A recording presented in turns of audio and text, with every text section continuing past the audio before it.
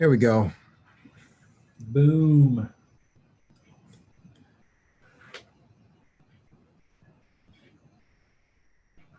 Coming in live on Facebook.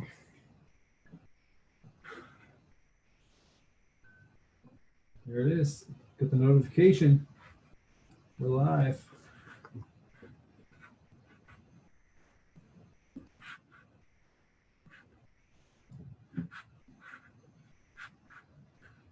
There we go. Well, hello everybody, and welcome to the show. Yeah. We are live. It is Sunday night, May the 24th. We are here. This is Pastor Andy Broad Guys. and myself. We are, as you can see by our triple camera Zoom setup, Look at that. we are socially distant, physically distant. More than 6 feet. Yeah, easy. We got a foot between our hands. We're Doing good. Even have a little barrier between us here. You can't see it, but it's plexiglass. Yeah. No, not playing. See that line right there with the lights are? That's it. There's a barrier. Nah, but we are at least, well, we are physically distanced though. For those of you who are concerned for our well-being, we appreciate it. Welcome. I'm glad you're tuning in. Great to have you on the show, Andy. Yeah, thanks, man. This is my podcast. It's a whole bunch of things. It's called the Speaking Of podcast. But I was going to call it Brent's Random Conversations, ranging from You made a good choice. biblical Q&A to topics that he feels like talking about, to King's Church related conversations. So today, that all up in one. today we're speaking of King's Church. We're speaking of coronavirus and where we're at so far, and conversations surrounding loosening of guidelines and restrictions. So Yellow phase. we are in yellow phase. That is correct. But tonight is going to be very casual, very from the hip. A lot of just raw off the top of my head. I know there's a lot of conversation. A lot of people have questions. Very unrefined tonight, but just some dialogue that I think might be helpful to people so they can hear from me, hear from us, as we're kind of the running the point here at the church.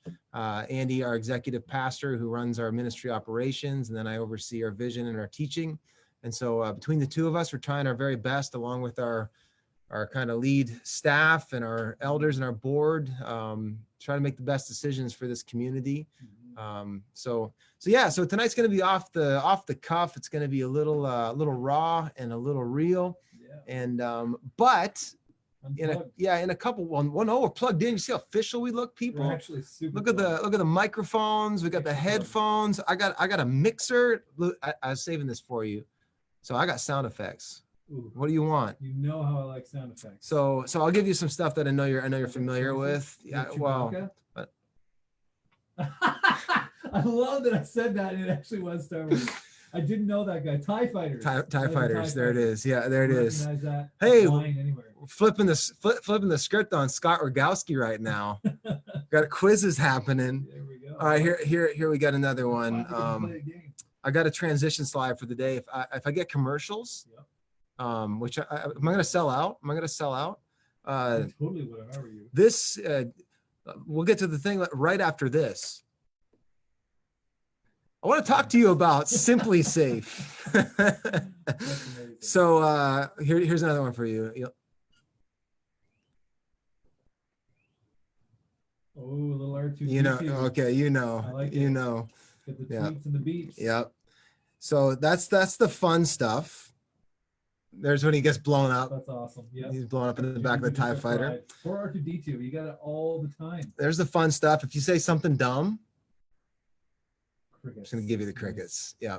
I use the cricket emojis once in a while. When people aren't answering me, just send a couple cricket emojis. It shames them into texting me back. I've got if we're gonna get prophetic, like the nights that I got Anthony and Dan on, I have a shofar sound effect.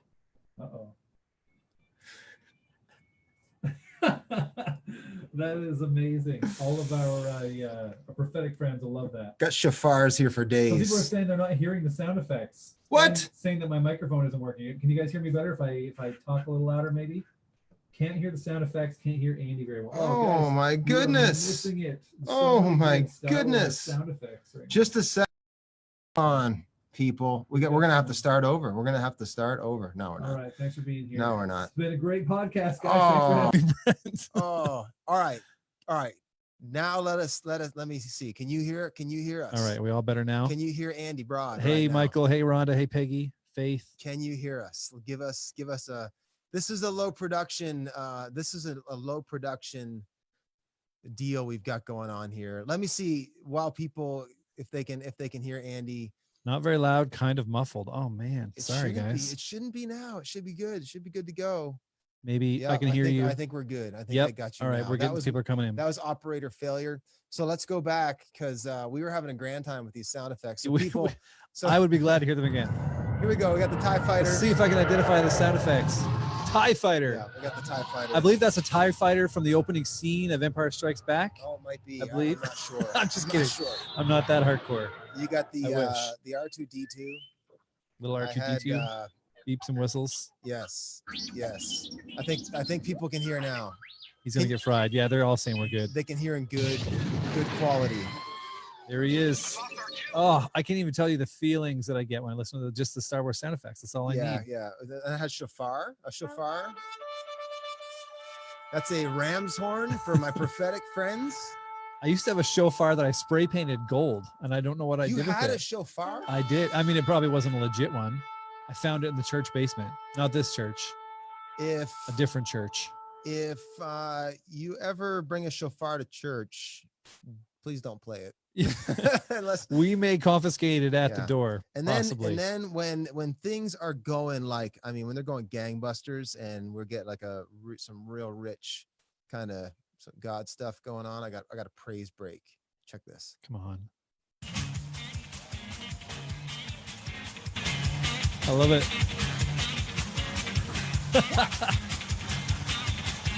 Listen.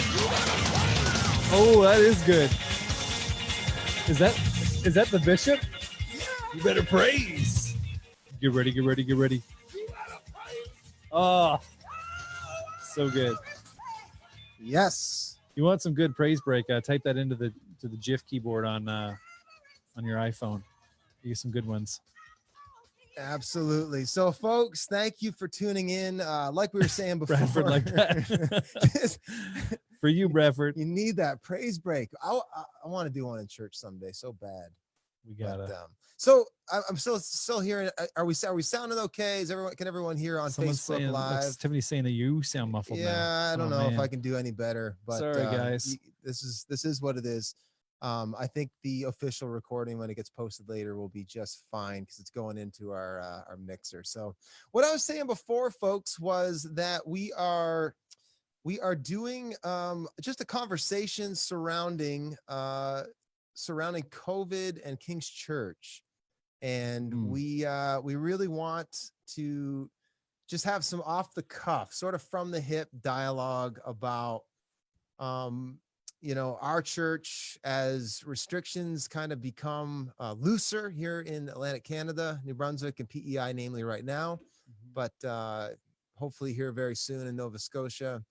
I haven't really heard how things are going in Newfoundland. I'm assuming. I haven't actually heard anything. How's Newfoundland doing? Apologies if you live in Newfoundland, but I kind of forgot you guys existed until you just mentioned that. Newfoundland Pastor okay? Brent. Is Newfoundland all right out there? They must be. I'm assuming no news is good news. Maybe they were so far over there that they never had to do any restricting whatsoever. They were just fine. They're rugged. They're rugged folks. They're tough, way tougher than us. They don't need anything. They don't care whether we care or not. Yep. They're good to go. What's that? The fish that they eat over there? Cod. Yeah. And then the a drink. What's that drink? Well, I think they drink some kind of. It's from cod oil, isn't it? Like they call it. It's called shriek or screeched. Is it screech? I think it's screech. Yeah, screeched in. It's screeched in. The border is closed at Newfoundland. Border's closed. Wait, I mean, don't you have to take a boat? Don't you have the take a boat to get to half of it, right? They got the half and half going on. Well, you can get the Labrador. You can drive through Quebec, and then you can't get into Quebec. Technically, it's all part of Newfoundland, though, right? Technically. Yeah. So screech. Thanks, Heather. So yeah, I'm here with Scott Rogalski tonight, and I might never live that one down, unfortunately. live it up. We are just gonna riff a little bit. Mhm. I was saying earlier, Andy is our executive pastor who runs our ministry operations, and so he's got a finger on the pulse as far as how we're operating as a staff and a team, try to make the best decisions possible. And myself as the senior pastor, along with our board, really trying to discern and figure out how to lead this church, King's Church, in these days. And so one thing, just as we're getting in, if you guys have questions, we can do our very best to answer them. If we see them in the chat, if we miss them, sorry. Yep. But if we do catch them and you have a question, you can feel free to ask us and we will do our very best to answer them. But we just thought, hey, you know what? Some just conversation on what we're thinking, because hey, you know, Andy and myself and our team, we're in here full time, you know, working just like so many of you are, and we're having these conversations and things have been happening. I mean, you've been seeing we're very active. Our church, you know, one thing I would say, and I've been saying all along, is the church is never closed. No. The church doesn't close. We are a people. As long as we have breath and we're alive, I mean, we're open. We just haven't been having, you know, mass gatherings. Yep. But we've been very active. However, I realize that, you know, we're having these conversations, we're having long-term conversations, troubleshooting conversations, all that.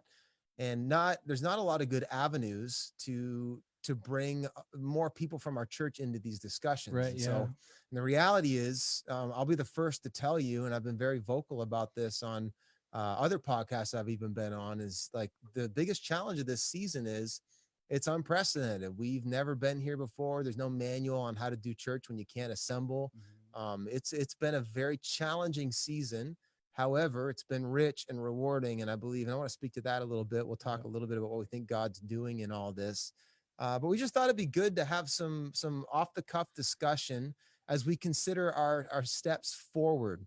I will say this just before we get going: please don't hold our feet to the fire, because we're just riffing tonight, giving some light into how we're thinking about proceeding.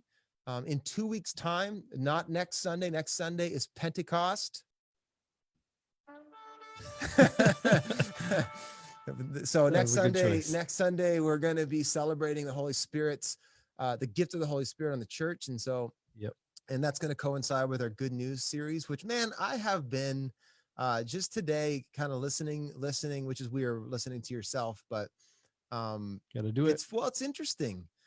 It's very different to preach to a camera and feel one way about it, and then sit, you know, next to your wife or whatever. Or today I was in the office, and hear it and be ministered by it in a different way. And it's like, it's always 60% more effective on the receiving end.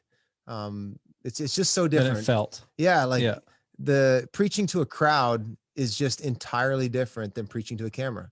I don't know how to explain it. There's a real time, because you feed off the energy of the room when you're there, and right? And like the receptiveness of the people. Totally. And I've said that to, you know, when I'm riffing on our people to say, hey, can you respond? Are you there? Are you alive? That's because when we are gathered together hearing live teaching, there's a responsiveness, or we're enjoying this together. And so as a preacher, I'm receiving in a way. But with this setup right now, I'm inputting entirely into the camera, and then I don't receive until I kind of sit on the other end of it. So it's been really neat, but I've just been enjoying laying out just the simple gospel. Yeah. I love that we went there in this season. I do too. I'm really, really proud of just like the content that the Lord's kind of directed us in. And next week is really going to kind of culminate on Pentecost.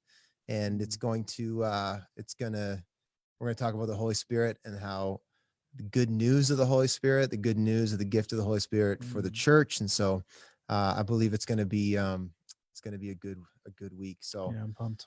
So that's next week. But in 2 weeks' time, we are going to be, I'm going to be doing just sort of an address to the church and giving sort of a more succinct, clear update than what I can promise you happens tonight. So I just want to really hedge. we may change our mind. Right. We may say some things here that are subject to change. Yeah, 100%. Yeah. Next week will be a little more official. So yeah, I thought we'd talk though a little bit about, hey, let's catch people up. Realizing that most people have been just in that very space that I was just describing, on the receiving end. Yeah.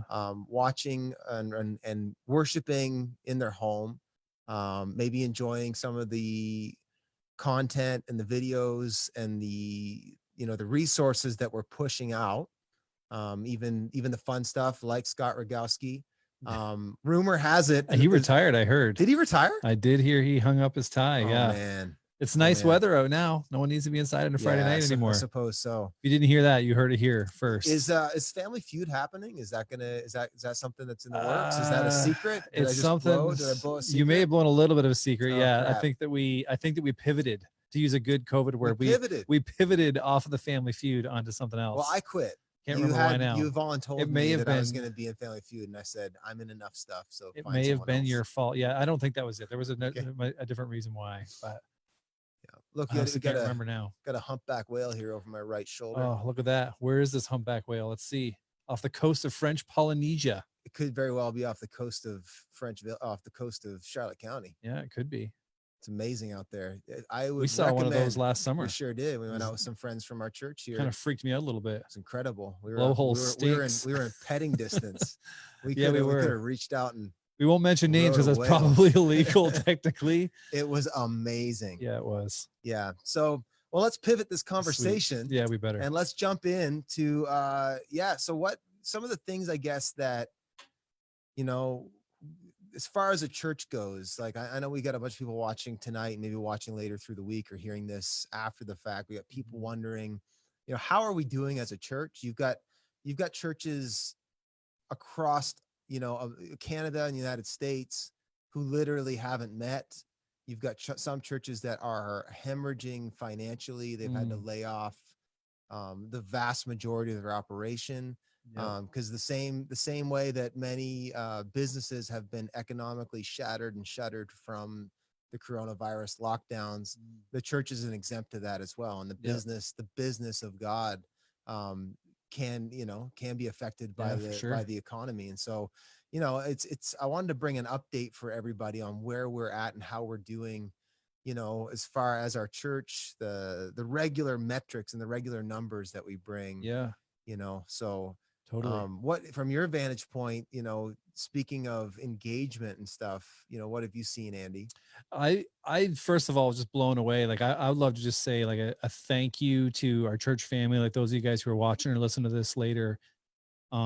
It definitely was a thing for us when COVID was first happening and it was all unrolling and we were trying to scramble and figure out, like, so kind of makes me anxious thinking back to those first couple of weeks when we were like, it was all coming down and trying to figure out what we were going to do and how it was going to look and what church was going to be like. And we anticipated that things were actually going to be a lot worse than they actually were. Mm-hmm. And even trying to figure out, like, are we going to have, layoffs and things like that? And is there going to be enough giving that'll continue in this season to support the ministry and to enable us to keep doing church online and staffing that and everything that takes. And we were actually like, and I just want to be like totally honest and real with you guys here. Like, I think that at least that I was actually almost caught off guard by how much our church stepped up in this season. Mm-hmm. And I wish I could say I wasn't surprised at all, because I shouldn't have been, because our church is absolutely amazing and incredible. But like, our church stepped up so much so that we were able to just immediately, like, to use that COVID word that everybody's using, like, we were able just to pivot and go, all right, now all of a sudden we're not closing our doors because the church isn't closed, but we are not gathering physically any longer. We're not having these big gatherings with, dozens of kids and then hundreds of people in the building all at the same time. But we went 100% online in that season. And then even in the first few weeks right after COVID, like, once we sort of got our butts in gear and started figuring out how to measure and quantify some of those views and things we were getting on all of our different platforms, realized that we were reaching way more people in the first 2 weeks after we had to close the doors at all of our physical locations. We were actually reaching thousands more people than we ever had in a weekend before that, with physical locations and the online stuff we were doing. Like, the online stuff went absolutely through the roof. in that season. So it was just, that was sort of like the click for me to go like, okay, this is not only something we can do to cope in this season to get by, Right. but this is a place where we can go, okay, we can lean into this and the strength of this in the season. Like God's actually going to use this to refine us. Like we knew this is a year of refinement, right? We prayed for that back in September. We talked about, you've been talking about that a lot.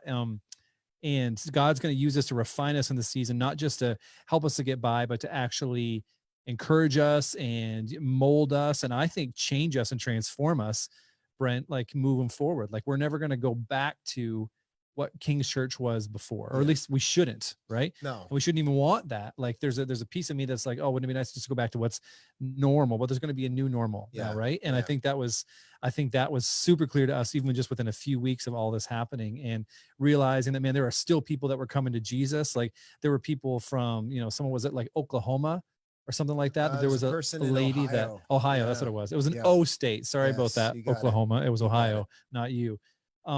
There's just people that are still coming to Jesus, and people that are reaching out in seasons like that. People that we just you wouldn't know if we weren't doing this whole online church thing. So it's amazing to see what's been happening. Seeing like that the church has been giving, like you guys have been giving, and people have been, stepping up and like ministering to each other. I loved it. Even just, I was so encouraged. I think it was one of our worship nights.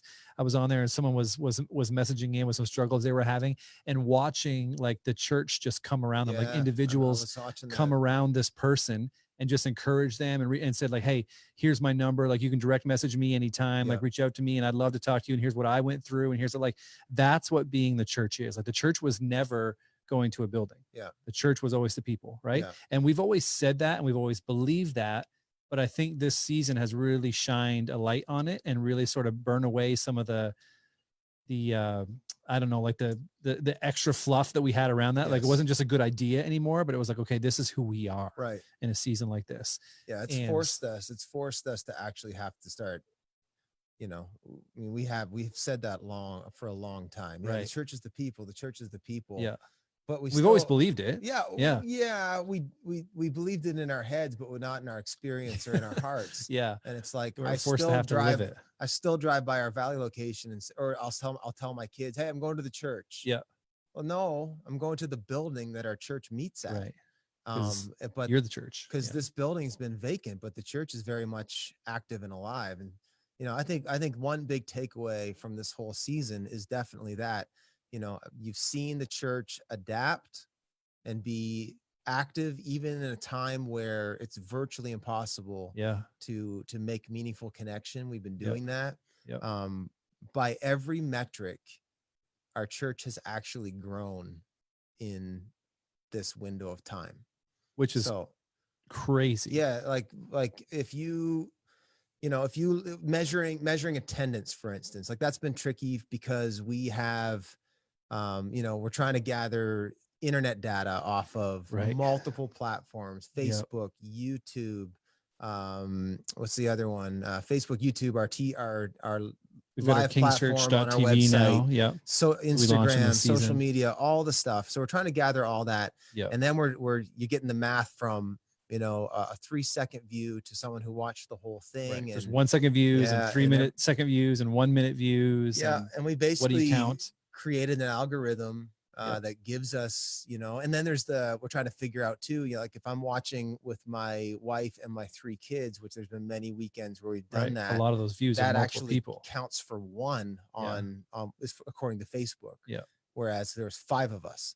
So we're trying to do our best, and based on our calculations, I can actually do that. I can actually push mine up. I should go get my glasses. But according to our calculations, and that's we've been, I would say, cautiously pessimistic on how I've been calculating. Yeah. But we made a choice not to inflate the numbers, right? We wanted to have a realistic idea of how many people we were. Yeah, we're tracking growth, numeric growth as far as engagement. More people are engaging the word and the worship at King's Church than ever before, and more people are giving than ever before. I have signed, if you're a contributor at King's Church, you've received a letter from me. Like when you start giving at King's Church, I send you a letter. I sign them every week.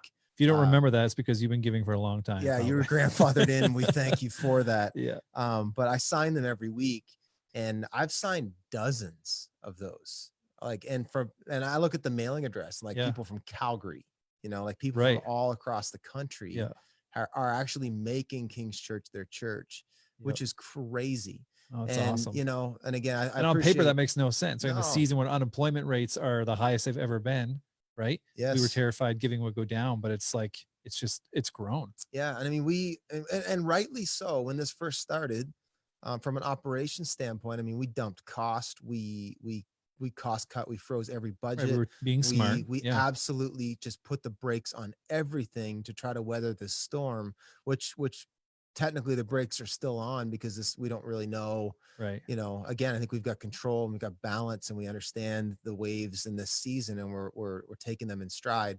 We just don't know long term. So we're trying to be very smart and very calculated with the ministry costs of our church. But all that to say, our giving trajectory continues to be up and to the right, which is just I know every insane. time I think about it is incredible. Yeah, it's amazing. And so yay God. And I would say the big thing, and this is nice to be able to catch people up. We were dreaming back in January, February, that this was going to be, we had a couple goals, where faith goals for, spring to summer 2020, the window between Easter and school's out. Yeah. We'd circled that and we said, okay, we are dreaming that we are going to engage 5,000 people a week. Yeah. That was our goal. Yeah. I mean, we are cooking that. Like, A wildly important goal. It's not even close. Like we are way past that. Right. Which when this started, I mean, there was a grieving process. Like that first couple of weeks, I suspect everybody watching had your own, like that. When the reality of this lockdown hit, yeah, we just didn't know what we to were all expect. just, oh, and there was a loss. There was a real sense of loss because we realized we were going to lose school. We're going to lose all these plans. People lost vacations. People lost graduation. People lost their senior year at college. Like, we all had this grieving process that was legitimate. And one of the things I was grieving was we had some legit good plans that I felt were God goals and God visions that he'd given really us. hard on. Yeah. We worked super hard on. I mean, Yeah. we read books and like cooked this together as a lead team. We had Like, them written on a wall. Oh man, it was legit. And we were going to hit it hard. And we had a plan. And the crazy thing is, COVID comes along, completely torpedoes our plan, like the way that we were going to do this. Yeah. And yet God accomplishes it. Like right. Virtually fully, even down to alpha. And we didn't even realize it until it was like a week or two after the fact when we realized, like, oh my gosh, it's happening. We actually not only accomplished our goal, but like completely exceeded it. Yeah.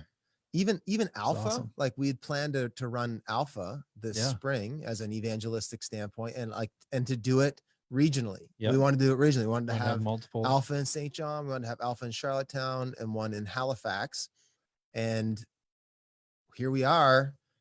We have people in Charlottetown, Halifax, St. John, and then we have people, randos from like all over the place, from Ohio. Yeah. The Ohio lady who accepted Jesus at Easter is in an alpha, an online alpha. So which is amazing. Just, I think there's way more people in this alpha that's online now because we didn't have a choice but to do it online. There's way more people in this alpha than there would have been if we did it with physical gatherings. Yeah. And we're fairly connected with Alpha Canada. And so one of the things we're getting there, like across the board, people they're saying that, there's a level of approachability and courage people have through online alpha that's not replicable in person. Yeah. And it's actually becoming like, even the alpha people are like saying, this has been built in the home and this has been built around meals and getting together. Yeah. Which again, they're not going to lose that moving forward. They're going to go back to that, but they're going to keep alpha, I believe, kind of as an online option because they've seen a strength there that they didn't have. So again, just that if not for COVID, they wouldn't have known that. No, right? Totally. Just like we wouldn't have known some of the things that we've learned in the season if not for the restrictions. Right. And so, actually helped us. That scripture that says, the Lord, what is it? We make our plans, but the Lord guides our steps. Yeah. And sometimes he's like, yeah, you're not going to step there. Right. You're not going to step there. Watch this. And this has been that season, I would say. You look at Celebrate Recovery, for instance. Yeah.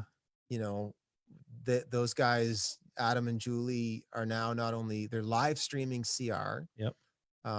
Reaching way more people with Celebrate Recovery than we were, even though we had probably the largest one in Canada. Yeah. Now we're serving Canada Right. as Celebrate Recovery. Like it's officially being broadcast all over Canada. Yeah, and, like, there's groups watching official from channels all over yeah. the place. So it's Which is absolutely crazy. nuts. So Yeah. that's a huge, like, I look back on this window and what I want to celebrate. I think it's good we started there. It's like, well, here's what I want to celebrate. Here's what God has done. Yep. There's some things about this season, and you started to speak to that I think has changed us and aren't going to change. Like, Yeah. we're going to take this digital platform seriously. And, and again, going back to how God goes before us, you remember last November, I did the Seeds campaign. And one of the big things I was casting in why we're going to invest was technology Yep. to be able to kind of have more of a digital presence. I didn't know that was going to be like the thing It's that gonna quite look like this. It was going to become the whole branch that we're hanging on.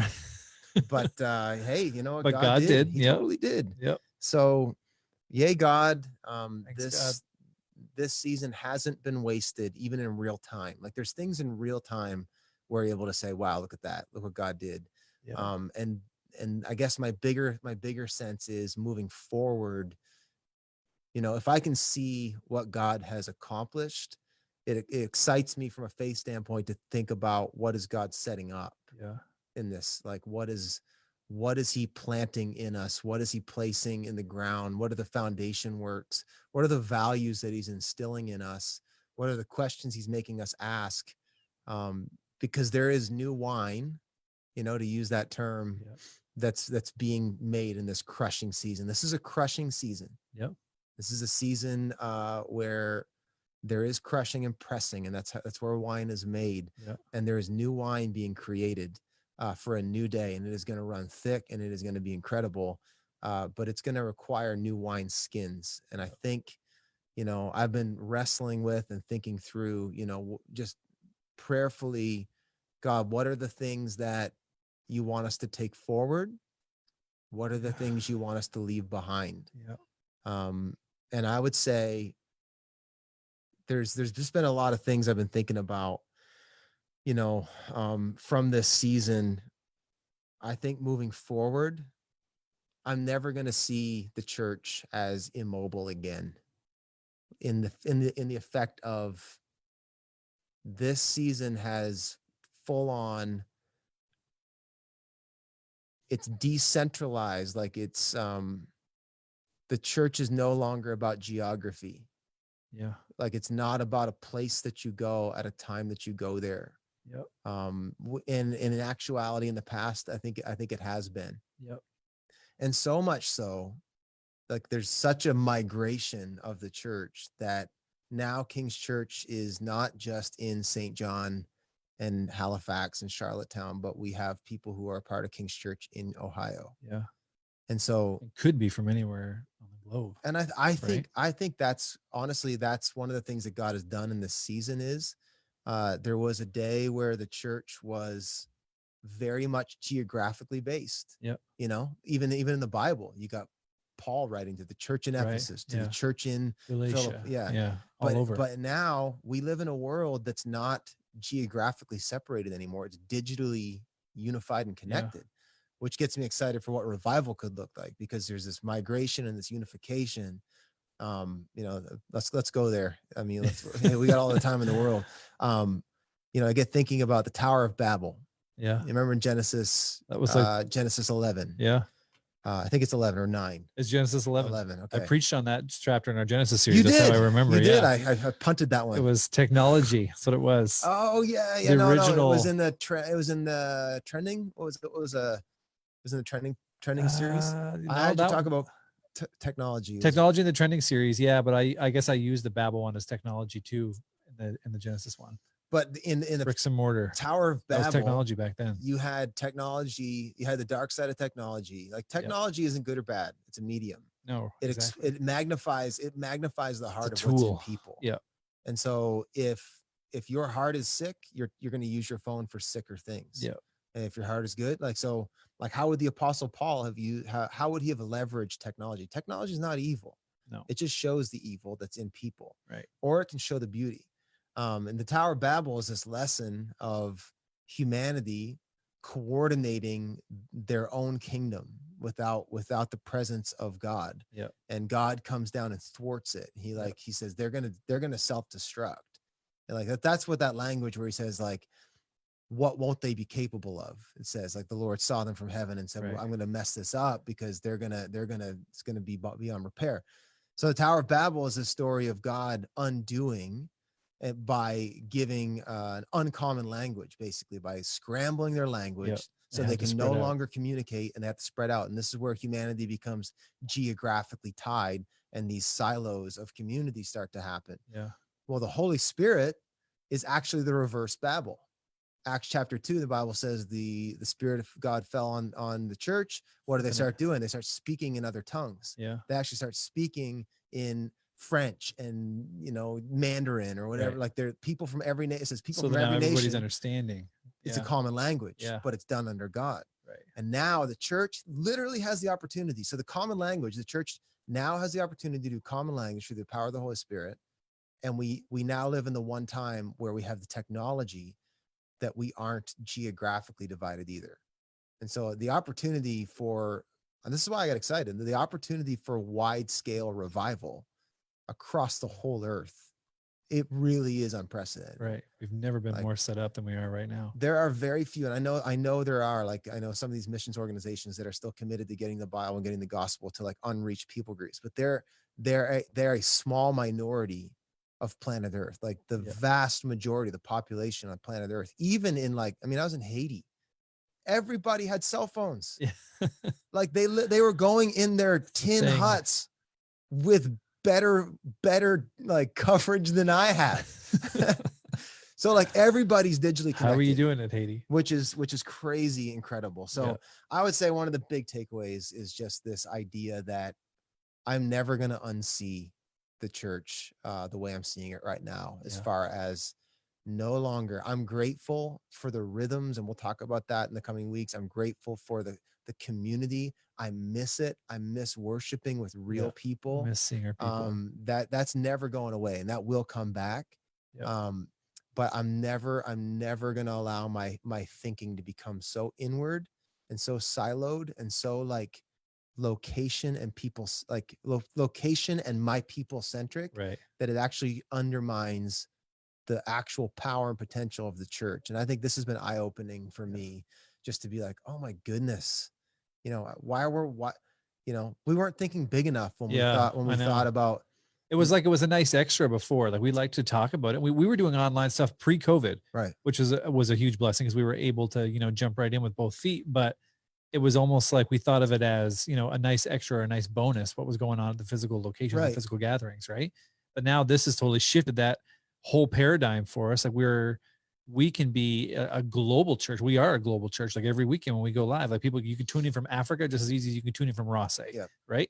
And we're a global church. And then, we still got our physical locations. We'll always have those physical manifestations and gatherings of the church, but we're not a church that's just in Quispamsis, right? Or just in Halifax, or just in Charlottetown. I love what Dan more. said that first night. I remember we came in here on a Wednesday night and we got our prayer and worship live stream going, and myself and you and Dan and Adam and Anthony were just sort of so physically distant, but worshiping while the band was playing. And then at the end, there's just such a sense of the Spirit, and then Dan just goes, this room's not big enough for our church. And, like, because we're seeing hundreds of people tuning in real time, just like, this room is not big enough for our church. And that's just the fact is the reach of the internet. And again, I understand there's lots of people, there's people groups, there's small communities that don't have the gospel, and the church is on the hook to get it to every tribe, tongue, people, and nation, 100%. Totally. But don't miss my point. What I'm saying is, there's never been an opportunity to reach this many people. Like, I'm talking billions of people with like this singular connectivity, which is just incredible. So unbelievable. That's a huge shift. I think that I'm never going to let go of I do think too, I mean, this is fun just to sort of riff off the top of my head.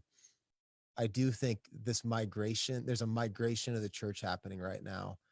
I think that it's going to be less geographically tied. And I think that there'll be less churches, but more like we're moving toward there being one church, Right. not away from it. Yeah. And I actually think that denominations and factions and fractures, I think this has actually helped us take a step forward in that. And I do think there's going to be churches that don't survive this season. There's going to be churches that, local churches that close their doors and they jump in with something that's maybe healthier or moving forward. Yeah. I think that's just a real fact of this. And I don't think it's necessarily a bad thing. We grieve change is loss.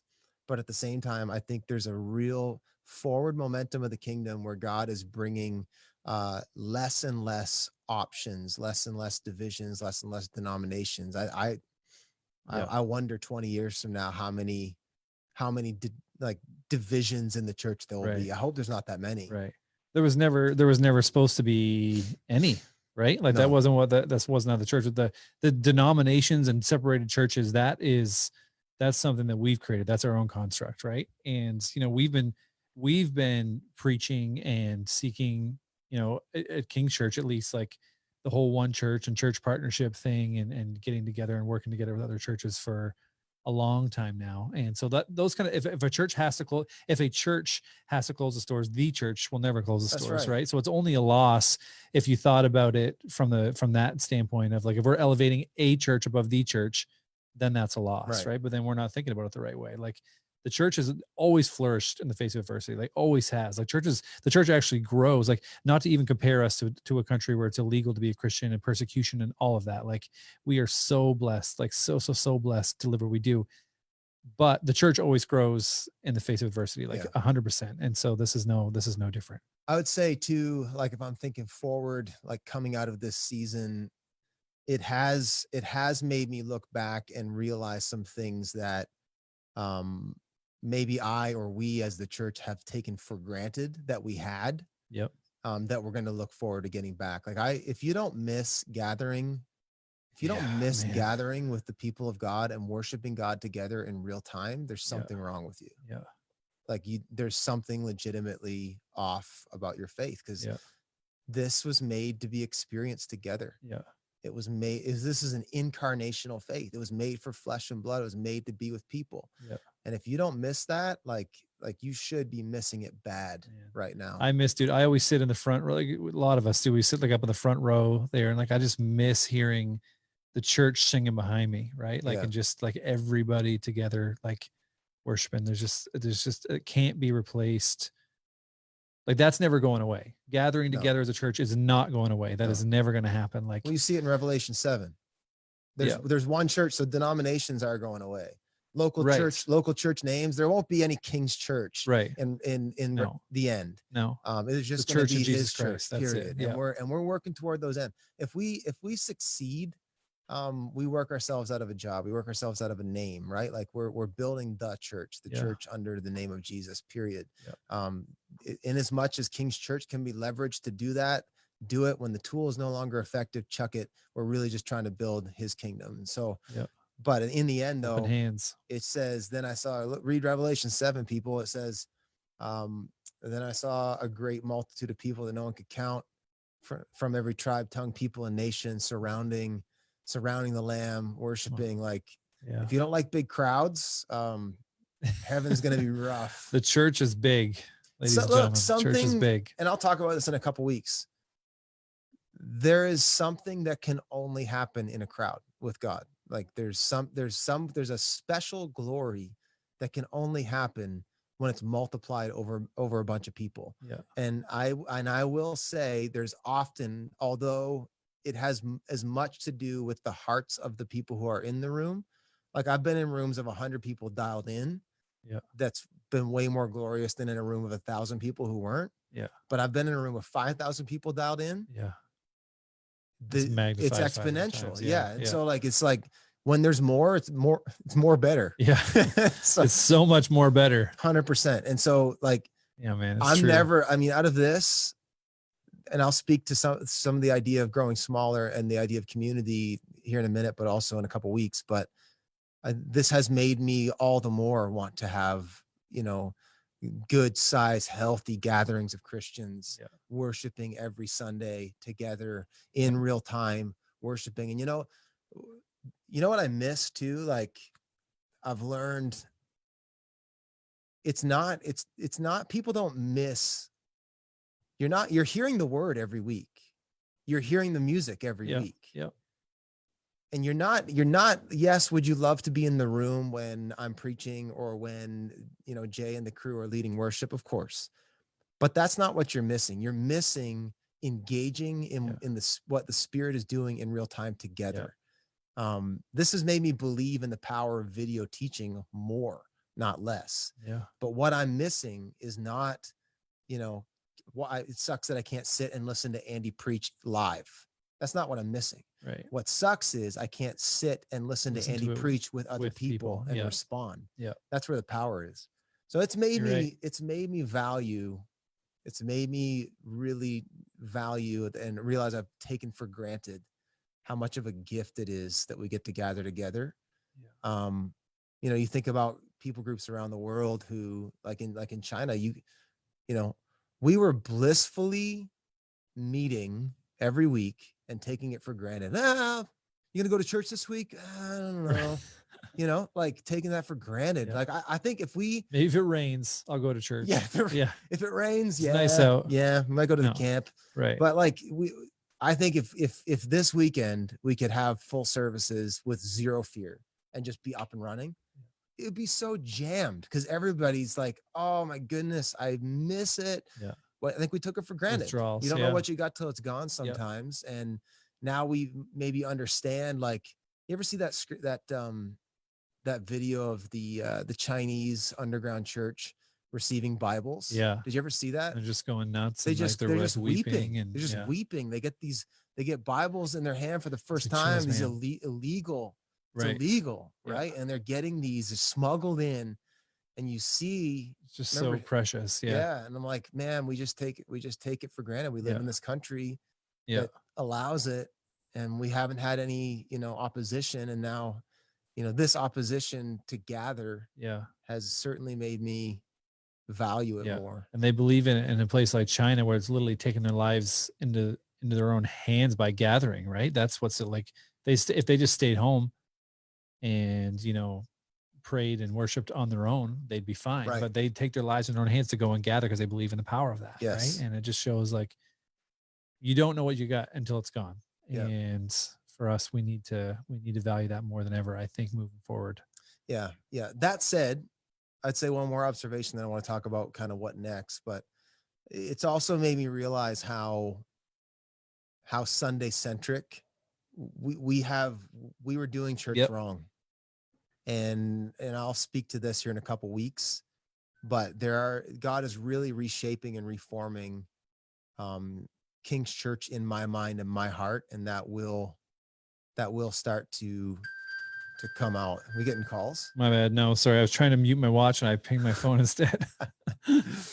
No, but it's God is really reshaping, what is a healthier expression of the church. And it's a shame how, on the one hand, and I'm grateful, and we already spoke to this, we were very much built to be able to handle COVID because we were able to just get things by God's grace and some supernatural timing.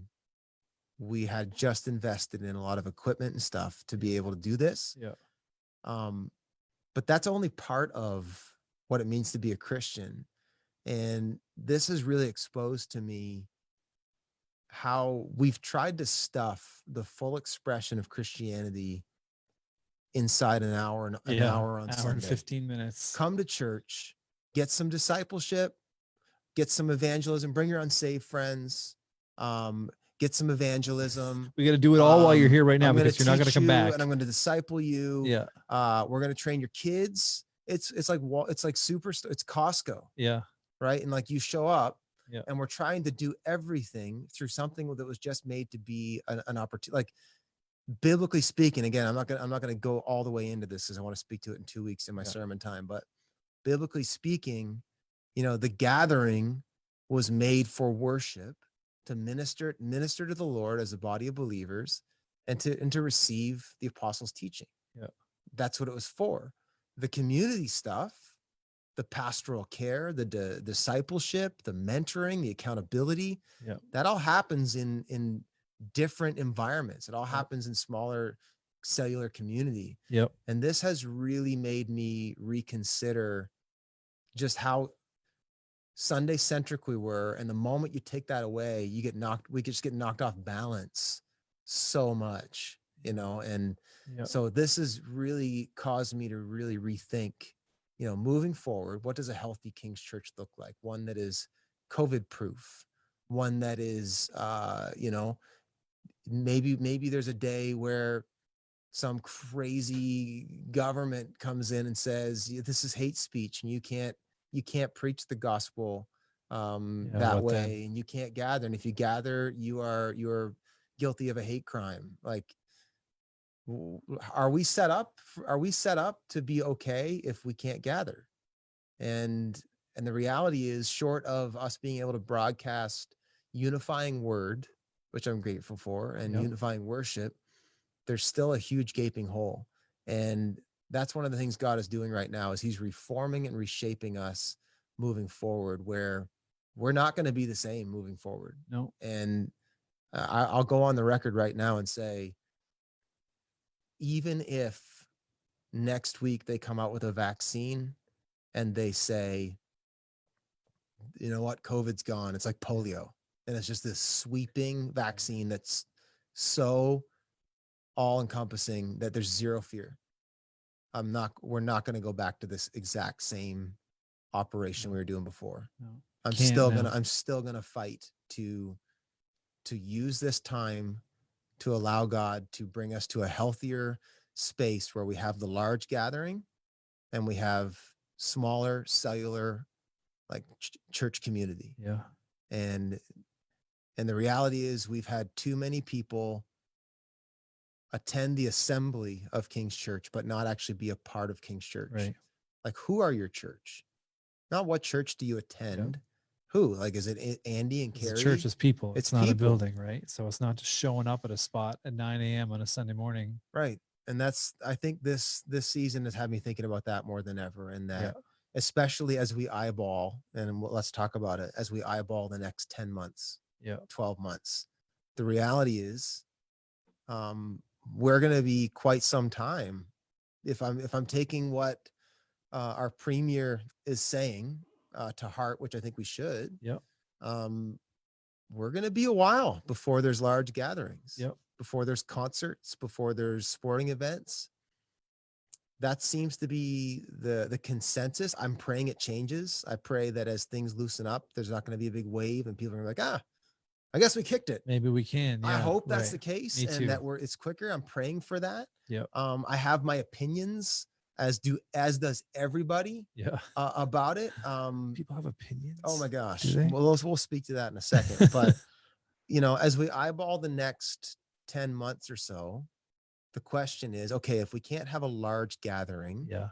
but we can have smaller gatherings, what does that look like? And I will not let the next year pass us by without reshaping and reconfiguring ourselves into still a very healthy, effective, Yep. growing, soul, lost reaching, incarnational, love the community, like the very things that defined us before. A transforming presence. Yeah, right? they'll That's define what us. They'll still define us. need. We must figure out a way to be a church of 5,000 people, which there are 5,000 people on our database. Yeah. We have to figure out a way to be a church of 5,000 people when you can't have more than 50 in a room. Right.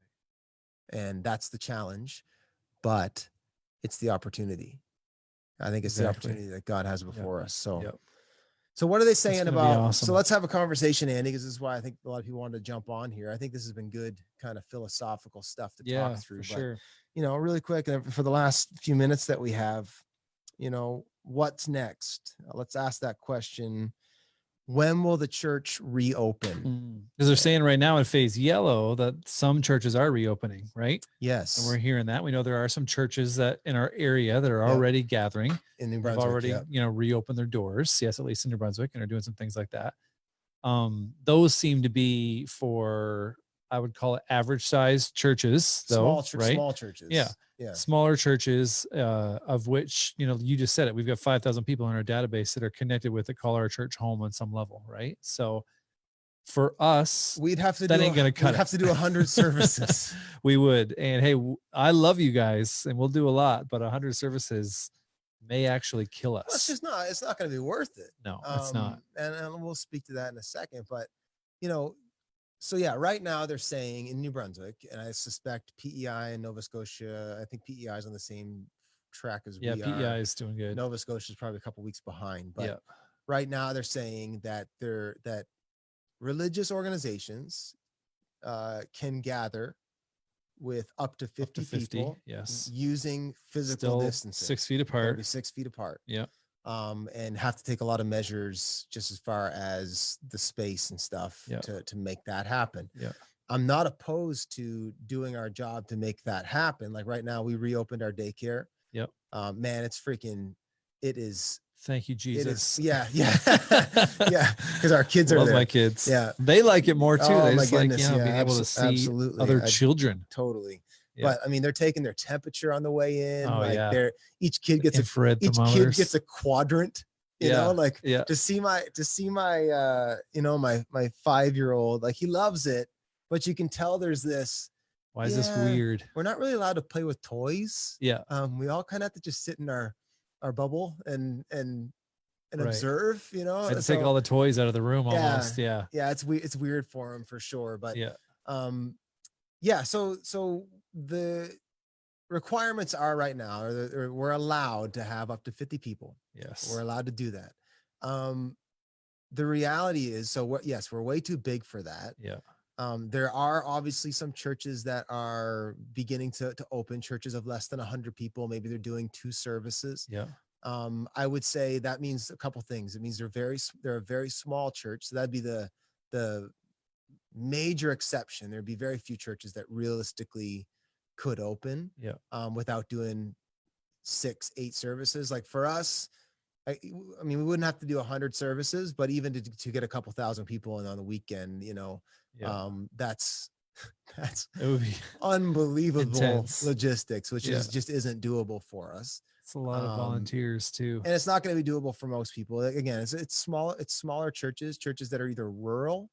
A lot of them that just kept meeting. Yeah. Wait, we weren't supposed to be doing this? They just said, whatever, man, stop me.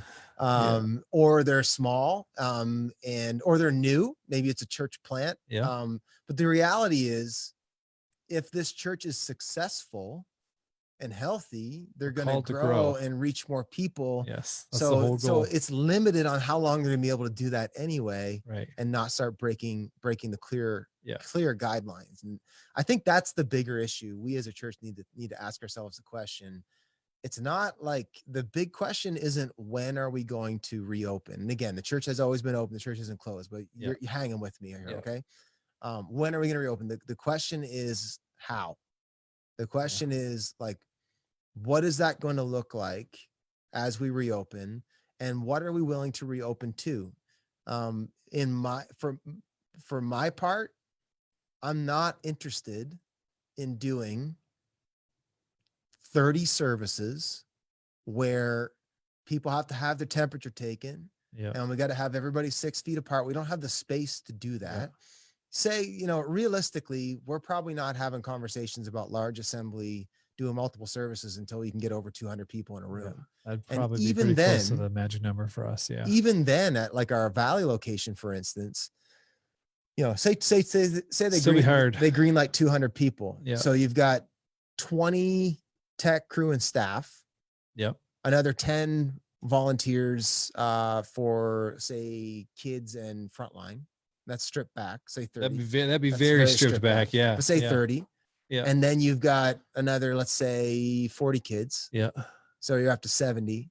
So So that's 130 people in a 130 room. people in the room, physically distanced. It's just going to be rough. So Yeah. that's part of the thing that we have to think through. Yeah. As bad as I want to reopen, the logistics are still, it's not realistic for us. And the question too, I have friends in the States, for instance. I have there's people in Texas, people in Arizona who got the green light. Like the church in the States made a bigger stink about their civil right to reopen than we have, and I want to speak to that in a second. Yeah. Americans in general made a bigger stink about their rights. Yeah, totally. And you know what? Thank God. Thank Yeah. God for America, to be honest. Like, one of my big concerns in all this, let me just get in trouble here for a second.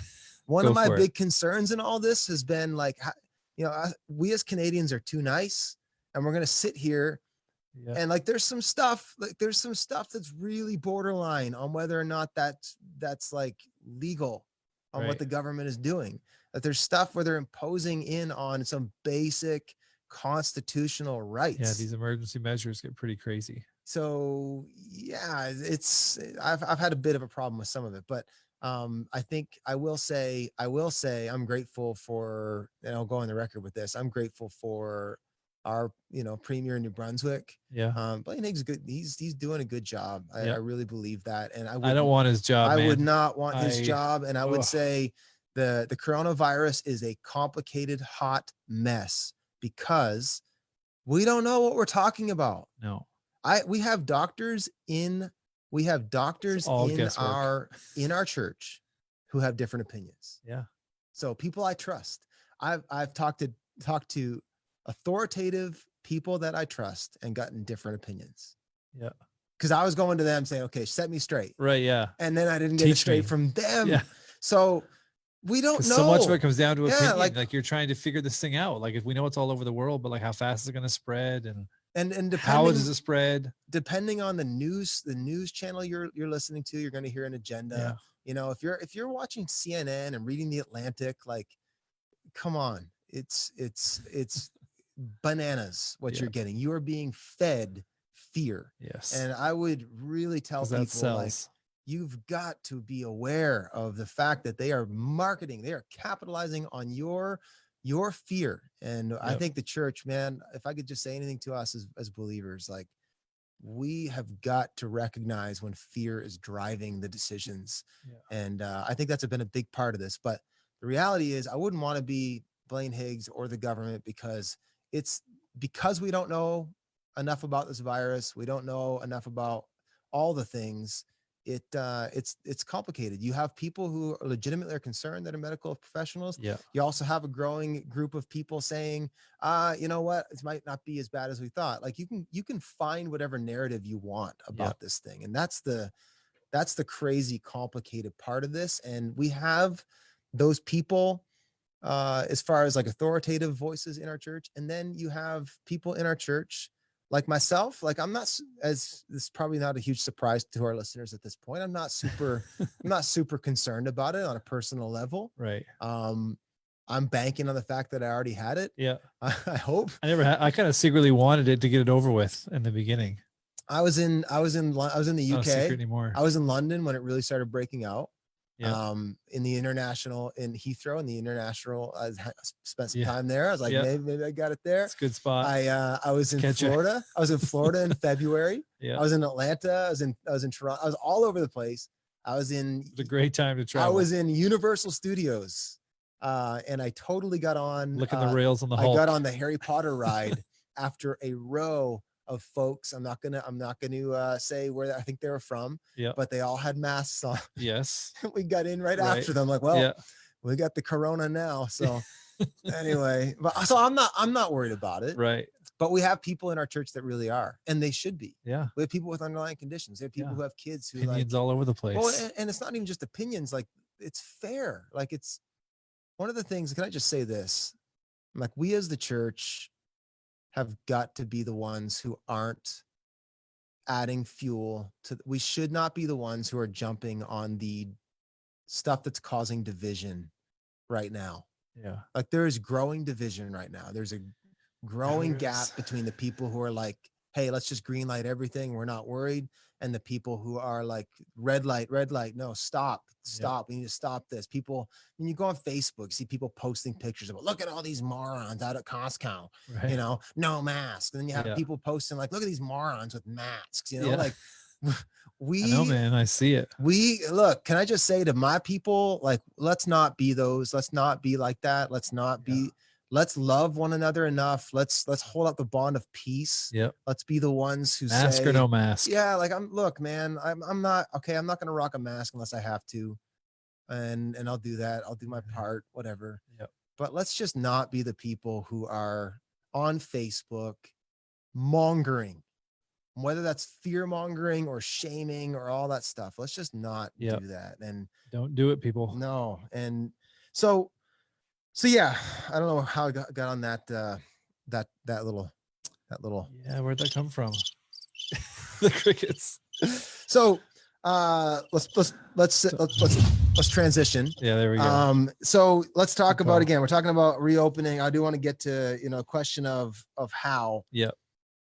So logistically, there's a question, but the bigger question, so the logistical thing we're going to try to figure out, let me just say that, at every phase and every stage, we are going to figure out ways to be the church. And we did it with round one when you couldn't do anything. Yep. And we've engaged our Been doing church it.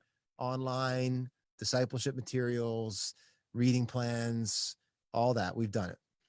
Phase yellow, we're going to figure out how to do it in smaller group community. Yep. We aren't a small enough church, and I believe there are very few churches that are small enough that at this point can really do it. And I guess the second question is, should we? So the question of how, And that's an important question. like the question of how do we open, isn't just a logistical, it's the bigger question for me has to do with our witness. Yeah. It has to do not just what's this experience going to be like for us? Obviously, there's 100 questions on how difficult it would be to be a large church and do a bunch of services in these small, physically distant setups. Mhm. But the bigger question I think we have to answer isn't a question of it's a question of character. It's a question of what position brings the most glory to Jesus, and what position and actions shines the best light into the community. Right. That to me is the big guiding question. And interestingly enough, this isn't the first time we've as a church had to navigate this. None of our people listening today would know this, but we have a daycare, and you know, some of you know that, but we awesome we daycare. are a nonprofit. We're a registered nonprofit, and about a year and a half ago, we got hit with a property tax bill. Well, legally, you know, we're a registered nonprofit. You shouldn't have to, you're not supposed to have to pay. Yeah. And we never have. We realize that's a great blessing. We're grateful for it. We're grateful for a government that understands the value of charities. And we think that's great. But we never had to pay property tax until someone took us to task on it, and the government came after us for property tax dollars. Because we run a daycare, and they said that's a business revenue, and you know, that's for profit. And you know, we went back and forth with the government saying, no, it's not for profit. That actually goes in and funds our mission. We net zero. In fact, our daycare costs us money, if you want to get real technical about it. So we started to argue with the government, and it got to the point where we had to decide, are we going to take this to court? And we got some legal counsel and said, you know what, you've got a real argument here that you could make. But our board, we prayed and discerned about this for months. And, you know, there was a real concern on my end as a leader, thinking, you know what, are we going to lose some of our civil liberties? Or are they pulling at the thread of charity in Canada? And I had other pastors coming around me saying, hey, don't go down, or they're going to take the rest of us. Right. If we let this go, then 100%. what's next? And people were really concerned about that. And that was a concern for me and for our board leaders. And yet, we debated and we prayed. We really prayed and sought the Lord on this, and we felt to let it go and pay the taxes. And it wasn't because we didn't think we had a right to fight it, and it wasn't because we didn't think we had a chance to win. It was because we didn't want our witness in the community, when this went public, we didn't want people to see King's Church they're in court Yes, exactly. making a stink about some exemption that frankly they get that's gravy anyway. Yeah.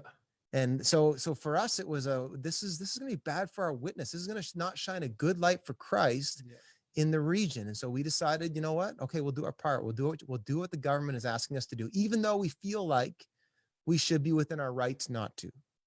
And I think there's a similar guiding conversation to be had about where we're at right now with reopening right now in our church. And because there may be people in our church family that be watching this that might say like, hey, they told us we could open churches, so let's start doing it, right? And technically we are a church, right? So technically we can make that argument. We're a church. You said churches, you didn't just say small churches, you said churches could begin to gather. So we could start to, try to exploit some of those loopholes if we want. But then the bigger question, the how question is, okay, what is our character and our calling and our witness and our community and our country call us to do? And I don't think they're trying to exploit a loophole, a legal loophole or something like that. We know they weren't talking about large gatherings of hundreds and hundreds of people at a time. Like that's just not going to be helpful or wise for us at this point. And our understanding of like being Christ followers. I mean, go back to it as an individual.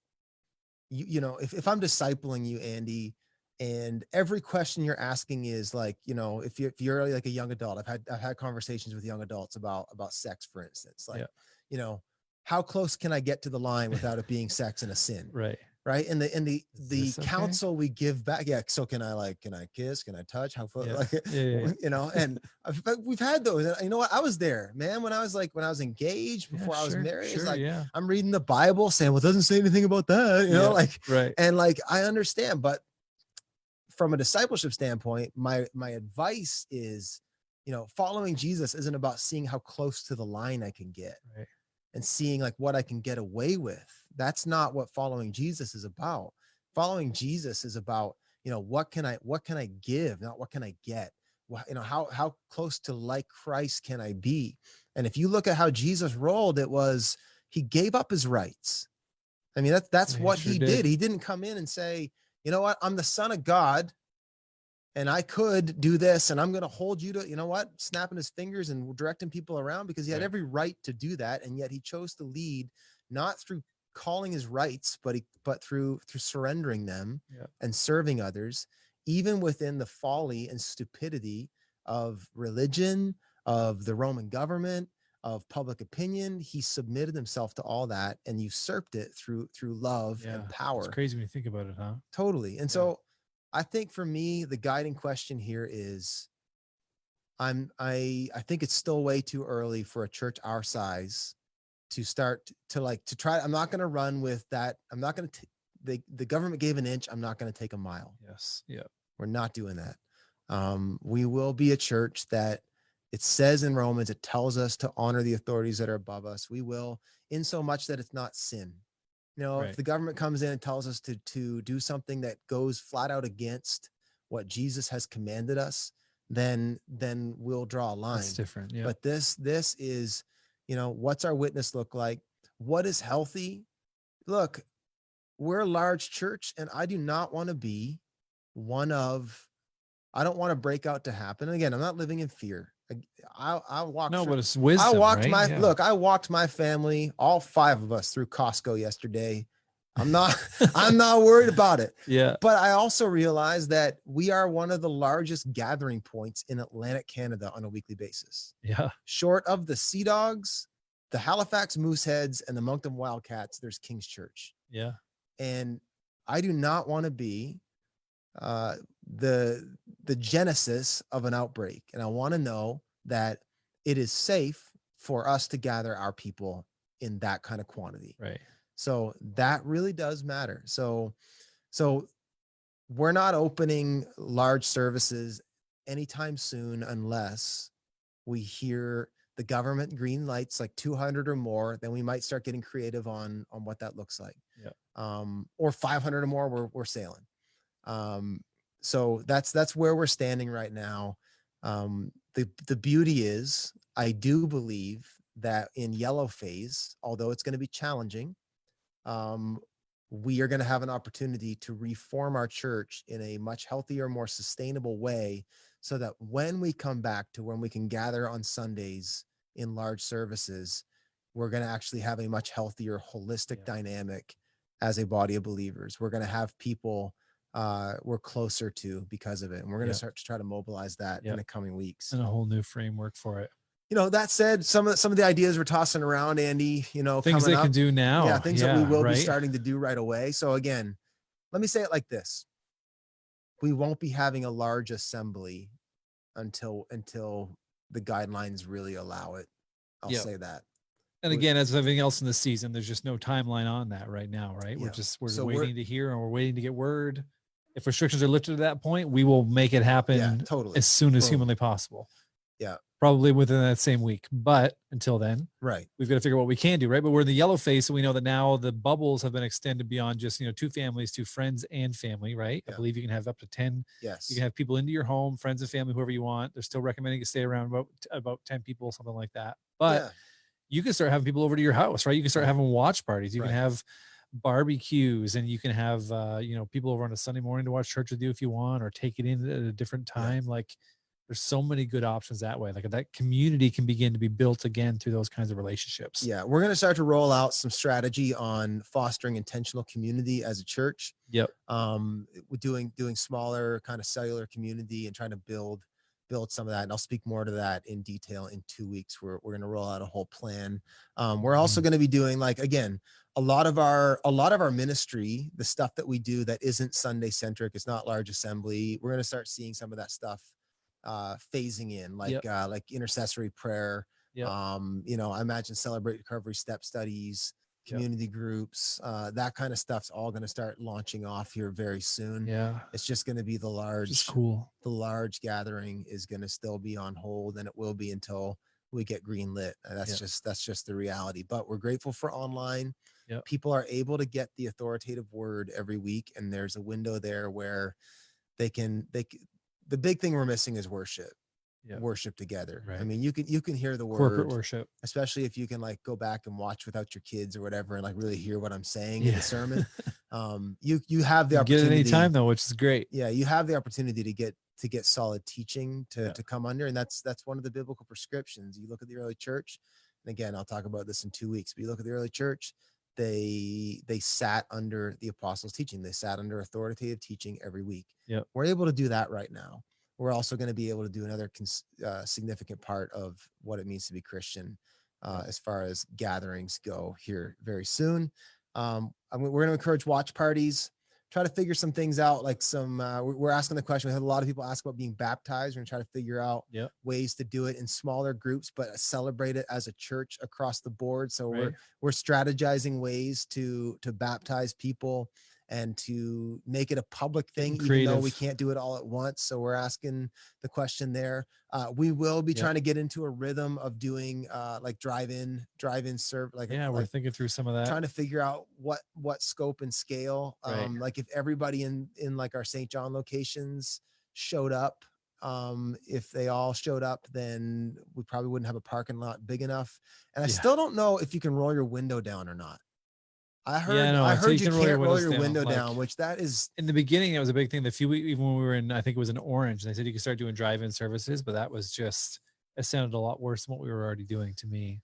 Yeah. So, but we're going to look into we're going to start to do whatever we can do to engage our church. And so I hope get creative too. Like, people don't even have to wait for us to say, hey, this is the way to do it. Like, you guys can get creative with each other and start thinking of, ways that you can gather and encourage each other and be the church. Here's what's cool about this. And we were talking about this earlier too, is that, like, talking about our witness, like, wouldn't be awesome for our witness if we started just setting up shop and, like, bringing everybody in here now and hundreds and hundreds of people gathering and saying, hey, we're a church, so it's okay. But what is an amazing witness is to say, like, all those 5,000 people that will call our church home all across the region, Halifax, New Brunswick, PEI, just to start scratching the surface, that there are so many pockets of community and pockets of hope, and, like, people that can, like, shine a light, like that transforming presence. We mentioned that a few minutes ago, like that exists the same as it ever has, right? Like, you have the ability to be that transforming presence on your street, your neighborhood, and your community. Like, that's an incredible witness, right? So get creative with it in this season. Like, how can you, like, maybe there's people on your street that need you or could want to hear from you, or there's needs that you can meet. Like, let's do it. Let's Yeah. be the church. Yeah, that's the idea. So we're gonna keep being creative, keep figuring out ways to mobilize. Yeah, so that's Yeah. kind of where we're at. So we were kind of into our conversation, Andy. So I didn't really see if there were any questions. That I've been came watching. in. I don't think so. No questions. Anybody got a question you want to? Lots of All right, comments, but no actual we're questions. almost done. So I'm That I about to saw. play. I'm about to play the outro music You here got in the- just a second. So Outro's coming. I do a praise break, but if I press the button, we're on for a good minute of praise break. So I don't know how to turn it off yet. Hey, I gotta figure Bradford's that out. still out there. He'd I be gotta figure that out. he'd be So, down. Yeah. Well, I guess we're gonna start fading in the outro music. There we go. Yeah, folks, thank you Yeah, so thanks for much being here. for tuning in.